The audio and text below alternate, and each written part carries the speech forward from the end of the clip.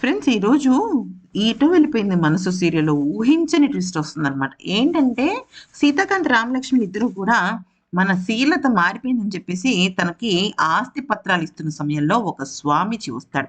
అయితే ఆ స్వామీజీ శంఖం ఊదుతున్న సమయంలో అందరూ షాక్‌గా చూస్తుంటారు. ఈలోపు అక్కడున్న పేపర్‌లు తగలడిపోతాయన్నమాట. అంటే ఆస్తి పత్రాలు తగలడిపోతాయి.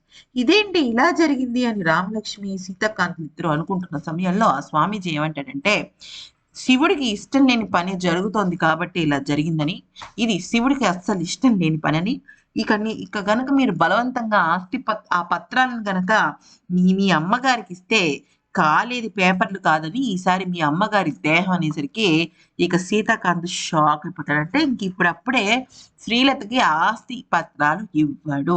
మరి ట్విస్ట్ ఏంటి అంటే శ్రీలత మారినట్టుగా రామలక్ష్మిని నమ్మిస్తుందంతే. శ్రీలత మారలేదు. జస్ట్ ఆస్తి పత్రాలు కొట్టేయడం కోసం అదంతా చేస్తుంది. అయితే ఇక నిమిషంలో ఆస్తి పత్రాలు చేజారిపోయాయని చెప్పేసి సందీప్, శ్రీవల్లి మాట్లాడుతుంటే ఆ సమయంలో శ్రీలత కామ్‌గా ఉంటే అప్పుడు ఈ సందీప్ ఏమంటాడంటే "అమ్మ నేను ఆస్తి కావాలా, అమ్మ కావాలా" అంటే ఆస్తి కావాలని ఎందుకన్నాను అని ఎక్స్‌ప్లనేషన్ ఇస్తుంటే, "రేయ్! నువ్వు నా కొడుకువిరా.